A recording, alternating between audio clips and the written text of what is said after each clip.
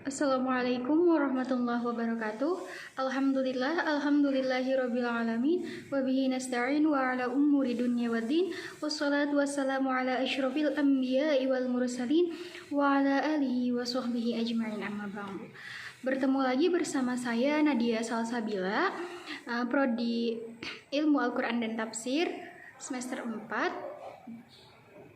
Di sini saya akan melanjutkan review buku Rekonstruksi Sejarah Al-Quran karya Taufik Adnan Amal dan buku The Histories of the Quranic Text karya Dr. Al-Azami. Baik, untuk yang pertama adalah asal-usul keberagaman bacaan Al-Quran. Salah satu sebab yang melatar belakangi munculnya keberagaman bacaan Al-Quran adalah ketidaksempurnaan aksara Arab, yakni scriptif defectiva, yakni tidak memiliki tanda vokal dan titik diakritris pembelaan konsonan berlambang sama. Memang dengan adanya keberagaman ini sudah tidak asing lagi dalam agama Islam itu sendiri, sebagaimana dikemukakan oleh Al-Jazair dan Ibnu Abi Hashim yang pernah mengungkapkan pandangan bahwa sebab terjadinya perbedaan bacaan dalam tradisi Qiraah Sab'ah dan tradisi bacaan di luarnya adalah bahwa di kawasan-kawasan utama Islam yang memperoleh kiriman salinan mushaf Utsmani telah berdiam para sahabat Nabi yang darinya masyarakat wilayah tersebut mempelajari bacaan Al-Quran. Karena salinan-salinan mushaf yang dikirim Utsman ditulis dengan scripto defectiva, maka masyarakat di setiap wilayah tetap mengikuti bacaan yang mereka pelajari dari para sahabat Nabi. Sepanjang bersesuaian dengan teks Utsmani, sementara yang tidak bersesuaian dengannya ditinggalkan. Dari sinilah muncul keberagaman bacaan dari kalangan qira dari berbagai wilayah Islam.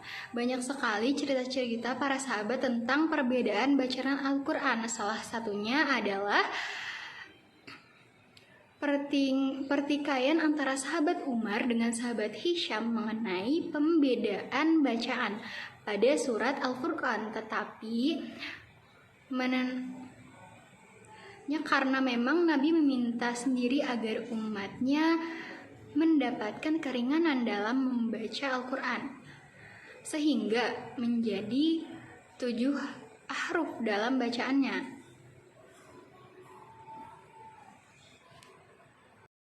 Next, proses unifikasi teks bacaan Al-Quran yang dimotori oleh Khalifah Utsman yang mencapai kemajuan pada penghujung abad ketiga Hijriah dengan selesainya pencampuran aksara Arab yang digunakan untuk menyalin Al-Quran.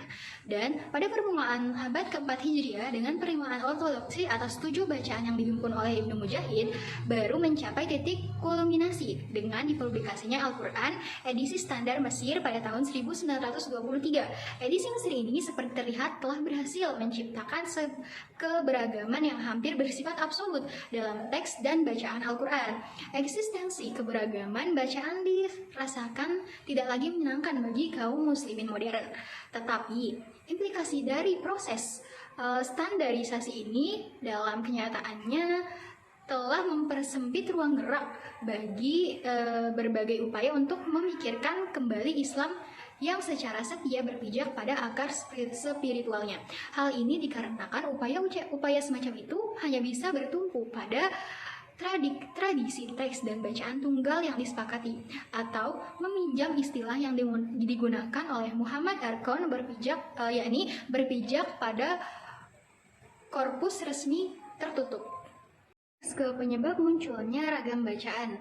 Salah satu pintu gerbang masuknya serang pihak orientalis terhadap Al-Quran adalah membuat kekacauan terhadap naskah teks Al-Quran itu sendiri. Kurang lebih terhadap 2.500 naskah Al-Quran dalam bentuk manuskrip secara lengkap maupun sebagian sejak abad pertama Hijriah hingga hari ini.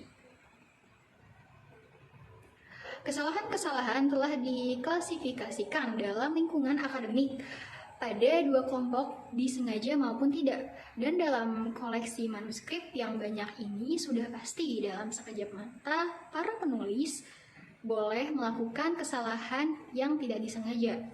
Ilmuwan yang membahas subjek itu tahu dan paham betul bagaimana susahnya kesalahan konsentrasi dalam sesaat dapat membahayakan bacaan hal tersebut. Sebagaimana kita maklumi, salah satu contohnya adalah dalam Mushaf Utsmani itu betul-betul minus tanda titiknya. Goldziner yakni bahwa pembeda bacaan Al-Quran adalah Alkitab kekeliruan dalam penulisan bahasa Arab atau paleografi. Zaman dahulu tidak ada titik-titik dan tidak ada tanda baca diaktiral. Sistem pengajaran Nabi dalam menyampaikan Al-Quran itu menggunakan ilmu qiraat yang benar atau ilmu seni bacaan Al-Quran secara tepat yang diperkenalkan oleh Nabi Muhammad SAW itu sendiri, yakni sesuatu praktik atau sunnah yang menunjukkan tata cara bacaan setiap ayat itu sendiri. Aspek ini pula berkaitan erat dengan kewahyuan Al-Quran atau teks Al-Quran yang telah diturunkan dalam bentuk ucapan atau lisan, dan dengan mengumumkannya secara lisan lagi berarti Nabi Muhammad SAW secara otomatis menyediakan teks dan cara mengucapkannya pada umatnya. Sistem yang Nabi ajarkan itu sudah mulai sirna ketika Nabi berada di Madinah dengan alasan Islam yang sudah tersebar luas di wilayah non-Arab yang memang sangat sulit untuk membaca tulisan Arab tersebut. Dari situlah sehingga muncul istilah Mushaf Utsmani. Baiklah, mungkin cukup sekian dari saya. Kurang-kurangnya mohon maaf. Wallahu muwaffiq ila aqwamit thoriq. Assalamualaikum warahmatullahi wabarakatuh.